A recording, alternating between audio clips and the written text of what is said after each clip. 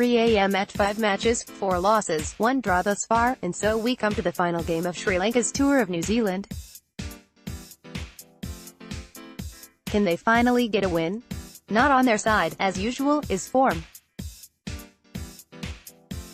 Sri Lanka have lost 4 of their last 5 T20s, the most recent one quite badly, going down by 30 runs to England at home. What may give hope to the visitors, though, is the fact that the opposition's recent record is even worse.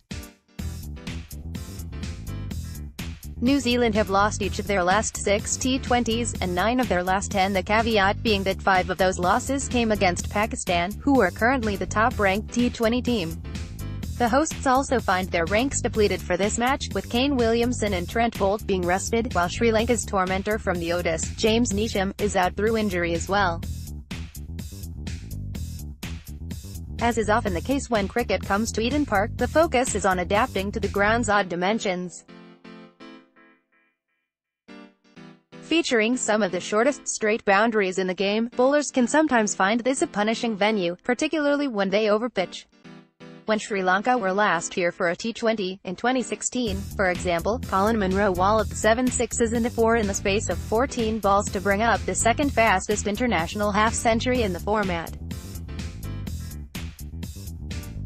New Zealand's bowlers have themselves been on the receiving end, most recently in February last year, when Australia chased down the mammoth target of 244 with 7 balls and 5 wickets to spare.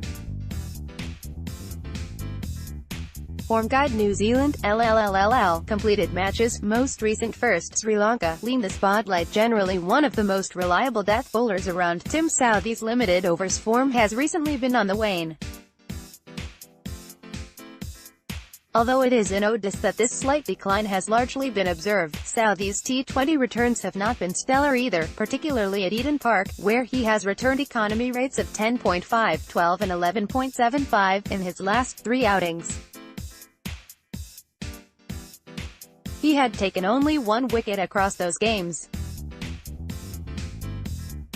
Sri Lanka may look at those returns and figure Southee is a bowler worth targeting and may be particularly tempted to unsettle him because in the absence of Williamson, it is Southee who will lead the New Zealand side.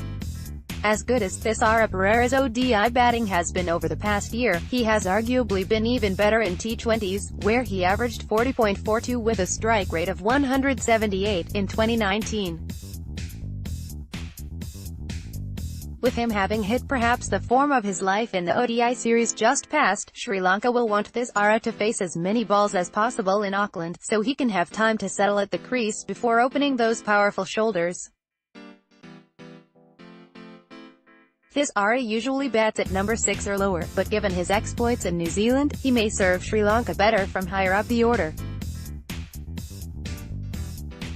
Team news all-rounder Mitchell Santner is likely to play his first international since March last year, having now returned to competitive cricket following knee surgery.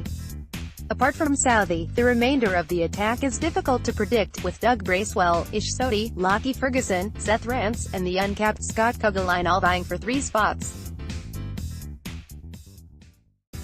New Zealand, possible, 1 Colin Munro, 2 Martin Guptill, 3 Glenn Phillips, 4 Ross Taylor, 5 Henry Nicholls, 6 Tim Seifert, weak, 7 Mitchell Santner, 8 Tim Southee, capped, 9 Doug Bracewell, 10 Ish Sodhi, 11 Lockie Ferguson. Anushka Gunapalaka is unavailable for Sri Lanka after he sustained a back injury in the final ODI.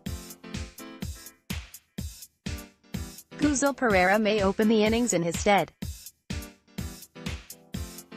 Sri Lanka, possible, 1 Naroshan Dickwella, weak, 2 Kuzal Perera, weak, 3 Kuzal Mendes, 4 Thisara Pereira, 5 Dasun 6 Dhananjaya de Silva, 7 Asela Gunaratne, 8 Sikuj Prasanth, 9 Lasith Malinga capped, 10 Lakshan Sandakan, 11 Kasun Rajith Apich. And conditions: flat surfaces are generally the norm at Eden Park, which means another run fest could be on the cards.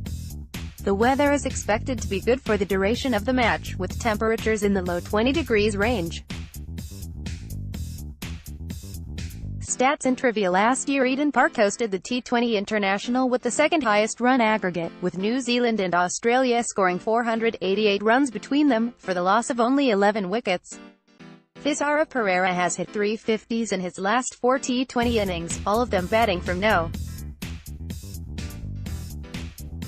6 or 7. New Zealand have won both T20s they have played against Sri Lanka in Auckland, winning comfortably in 2006 and 2016. Quotes, playing here is a true test for bowlers. You're faced with a pretty good surface most of the time in small boundaries. There's not too many margins for error. New Zealand captain Tim Southee: yes, the boundaries are very small here, but I still think bowlers can still change the game.